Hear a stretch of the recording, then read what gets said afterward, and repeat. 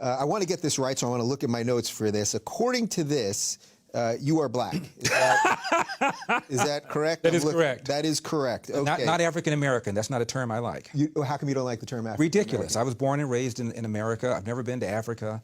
Why am I an African American? Most of my people have been here longer than most of the other people in this room.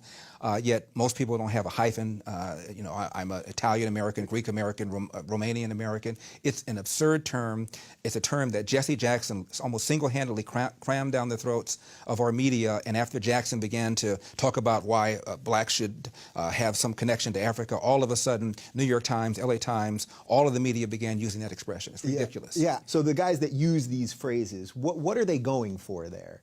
Well, what is the goal there? The goal is to tell black people that we're victims, that discrimination and racism remain major problems in America when in fact they don't. And they want black people to vote for the Democratic Party. The Democratic Party gets 95% of the black vote, and the reason they get it is because blacks are convinced that the #1 issue facing the country right now is social justice, racist white cops, discrimination, systemic racism, microaggression, whatever new word they come up with, and it's a bunch of nonsense. The #1 problem domestically facing this country is a breakdown of the family. A black kid, or a kid, not just a black kid, a kid raised without a dad is 5 times more likely to be poor and commit crimes, 9 times more likely to drop out of school, and 20 times more likely to end up in jail. So you're far more likely to end up in jail without having a dad than you are because of a white racist cop. Right. So, but you wouldn't not acknowledge that there are some systemic issues. Give me an example. Tell me what you think the most systemic racist issue is. What is it? Well, I would say that because black people in most cases, in many cases, were descendants of slaves, that racism as an institution, that it just, a certain amount of it just exists. 2015? Give me the most blatant racist example you can come up with right now. I think you could probably find evidence that, in general, cops are more willing to shoot if the perpetrator is black than white. What's your basis for saying that? Last year... Well, look, I know a lot of people would say, look what's going on in Chicago. I know what they would say. Yeah. I'm talking about what the facts are. 965 people were shot by cops last year and killed. 4% of them were white cops shooting unarmed blacks. In Chicago in 2011, 21 people were shot and killed by cops. In 2015, there were 7.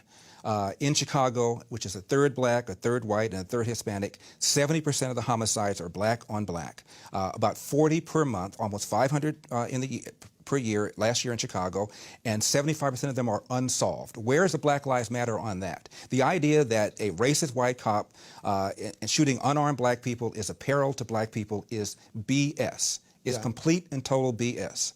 And the reason for these so-called activists saying this is the assumption that racism remains a major problem in America. The media, CNN, especially MSNBC, runs down whenever a black cop shoots somebody, and it's some march on Washington. It's ridiculous. Black people, half the homicides in this country are committed by and against black people. Last year there were 14,000 homicides. Not talking about suicides, I'm talking about homicides. Half of them were black, 96% of them black on black of that 7,000. Where's the Black Lives Matter people on that? In Baltimore, where Freddie Gray was killed, Freddie Gray died in a van, I shouldn't say was killed, died in a van. Yeah. You have a city that's 45% black. City council is 100% Democrat. The majority of city council is black. The top cop at the time was black. The #2 cop was black. The majority of the command staff is black. The mayor is black. The AG is black. And yet here we are talking about racism. I mean, it's absurd.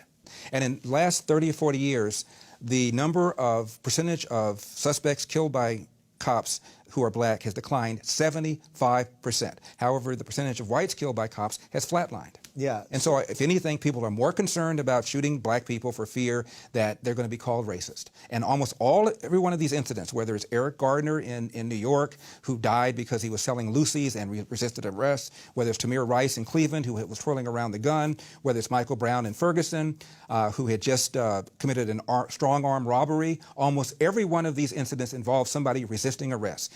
Why don't you just do what the police tell you? My dad said, when I get pulled over, have my hand at 10 o'clock, have my hand at 2 o'clock, say yes, sir, say no, sir, make sure my paperwork is in order, and if I feel the cop is mistreating me, get a badge number and deal with it later on.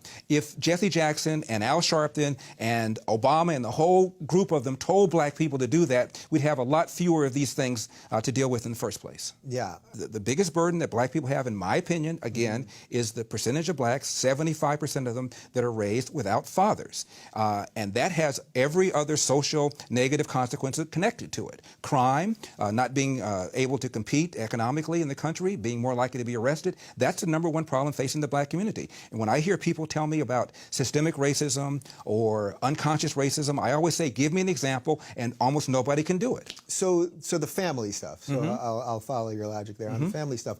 What can actually be done about that then? I mean, because that's a big reverse lift. the welfare state. In 1890, 1900, you look at census reports, a black kid, believe it or not, was slightly more likely to be born to a nuclear intact family than a white kid. Even during slavery, a black kid was more likely to be born under a roof with his biological mother and biological father than today. What's happened is we launched this so-called war on poverty in the 60s, where literally Lyndon Johnson sent people knocking on doors. I lived in the 60s, and people knocked on doors apprising women of their availability to welfare, provided there was no man in the house. And we went from 25% of blacks being born outside of wedlock in 65 to 75% right now. And you look at how much money that we spent on welfare, and the lines are parallel. It was a neutron bomb dropped on this country, not just on the black community, but on people in general. At one time, only about 5% of whites were born outside of wedlock. Now 25% of whites are born outside of wedlock. It is the #1 problem in this country, and what we've done, in my opinion, is we've economically incentivized women to marry the government, and we've allowed men to abandon their financial and moral responsibility. And now we have this. So do you And think the left has done this. They don't want to deal with these issues. Why? Let's have a conversation. If I'm wrong, tell me I'm wrong. Tell me how I'm wrong. Give me your data. Give me your facts. Tell me what you got. Yeah. And I could quote the Brookings Institution, which is a liberal think tank, and the Heritage Foundation, which is a conservative think tank, and they'll both tell you that there's a relationship between crime and bad schools and going to prison and not having a dad. So this is not just a liberal kind of thing or a conservative kind of thing. It's a real world kind of thing, and they don't want to have that conversation. How do you wrestle away a little bit of the narrative from the Black Lives Matter folks? Because obviously I tell the truth. You care about the same thing. Of course right? I do. I tell the truth. I talk about the #1 cause of preventable death for young white men is car accidents. The #1 cause of preventable death for young black men is homicide committed by other young black men. I tell the truth. I give the facts. And the facts are racist. Yeah. So the facts are racist. Facts are racist. Right. Hashtag facts are racist.